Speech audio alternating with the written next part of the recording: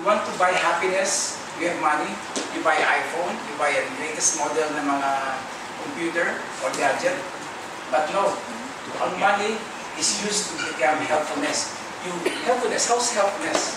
Yung caring, you care about somebody, you have to love somebody, yung mga hindi marunong mag-thank you, tinulungan mo, pag hindi nag-thank you, anong pakiramdam natin?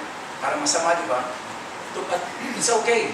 Those are the people when we give money to them, they don't say thank you, okay lang, but they really need it. And then you become more successful, you become more happy. Kasi wala na yung magdaanin doon kung magbigay. Because money is designed by God for outwardness, helpfulness. Okay? Not to make you happy. Kasi pag ikaw lang lagi, ako, the I generation, the me generation, hindi nagiging successful yan. So we should have a thinking of a helpfulness.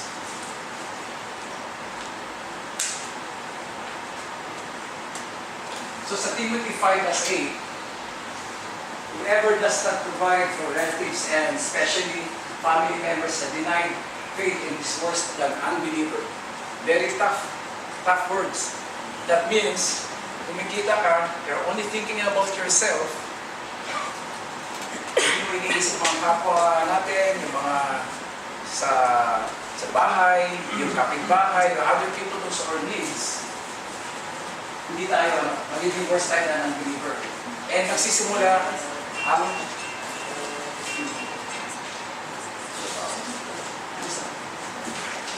and it will start with sa family natin, it will start with the father.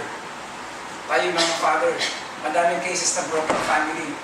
Iniwanan ng kanilang family, then nagkaroon na rin ng single parent. Sa Philippines, already 70% single parent.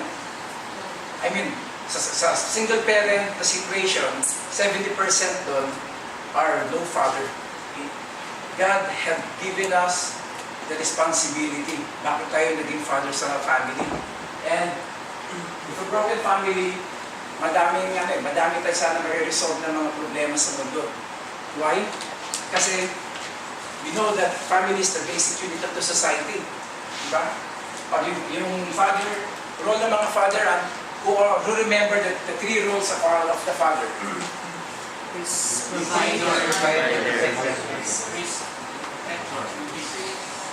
Yes. Priest, provider, and protector. Priest. That means tayo mga tatay, no? Tayo mga father nandito ngayon. We should not be relying sa mga wife natin. O ikaw na mag-lead ng rosary. Sasagot na ako. Start from the rosary, you read the rosary, you teach your children how to pray. Ikaw ang priest, you show how to love God, how to love your neighbor. Yun ang priest. Your provider, of course, you have to teach also your children anong proper way to earn money. Not the filthy rich way, or not the guilty rich way. Provider, you have to teach them how to earn just like what you're doing. Hindi yung mga nakikita nila sa labas. Siguro, madaming cases yan kasi yung father nga, turap o magnanakaw. That's what the children are seeing. I-role model lang naman ng mga anak yan, is role modeling. So, it's a big responsibility for all fathers. Not only, I'm done with my responsibility.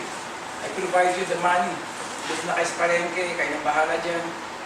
Tasa lang pa ako. No, we should be teaching them also how to love God and how to provide properly, and of course, protect her. God's intention is sufficiency and abundance. Sa 2 Corinthians 9, chapter 9, verse 8, God is able to make your grace abound to you, so that in all things at all times, having that all you need, you will abound in every good work. Hindi lang sufficient and adequate, abundantly pa. Bakit ay binibigyan ng abundance ng mga blessings? Not for your own, like itago mo sa kahadiyero, not for your own to put in your deposit. Bakit ay binibigyan ng abundance? And this is a promise from 2 Corinthians sa ating Panginoon. Galing sa atin, He really promised us to have this abundance. And ang purpose yan is to share.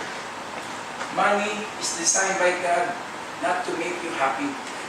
money is designed by God for helpfulness.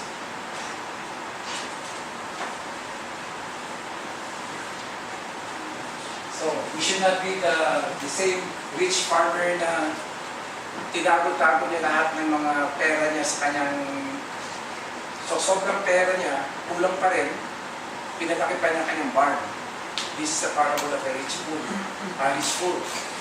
Wala, ewan pa lang, bato-bato sa langit sinong matatamaan niya na pag kulang na lalagyan ng mga sapatos, bibili na ng malaking shoe cabinet para nilagyan ng sapatos.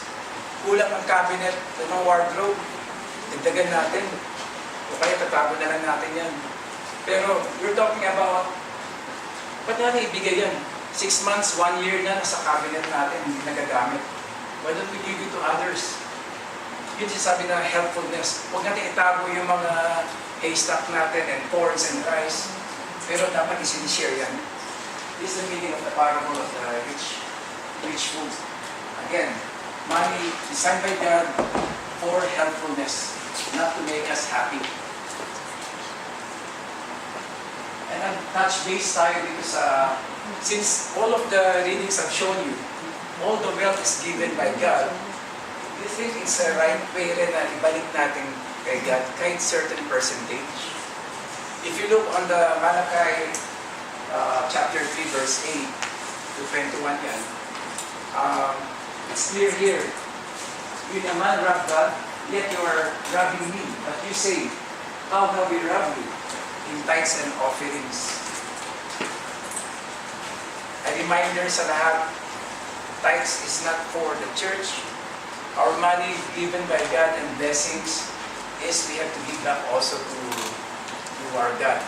And God means not a spiritual God, to other people. And one of them is tithing. Ginagamit natin mga tithes natin sa mission work rin. Okay? So tithing, other religion is very strict. Minimum 10%. Kung hindi mo bigyan ng 10%, hinahabol sila ng kanilang, may sarili silang quiz. Email reminder hanggang pagkanda kapatid ko na sila. But for us, whatever pagdaan sa loob natin, we need to share also the blessings. And we're very, very blessed, especially in Hong Kong. Binagyo tayo, wala nasaktan sa atin. Binagyo ang Pilipinas, natanggal ang bubong, barong-barong, naming homeless na naman. But for us, nayanig. Sinayaw-sayaw pa natin ang building, pero buhay tayo. We're very thankful for that.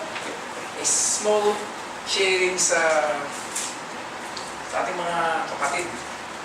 I was thinking about fundraising para sa victims sa life. Pag-usapan natin later on, paano tayong gagawin yan. Kasi we're really very lucky. But again, just to remind you that a tithing is nothing that, ay, kinita ko to. I don't want to give it to the church or to our community, pinaghirapan ko to.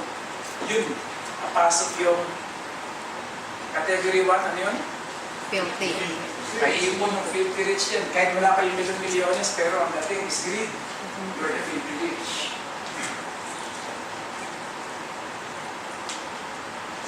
So, let me read you quickly, no? Number 1, ano yung first type of rich people? Second, and third,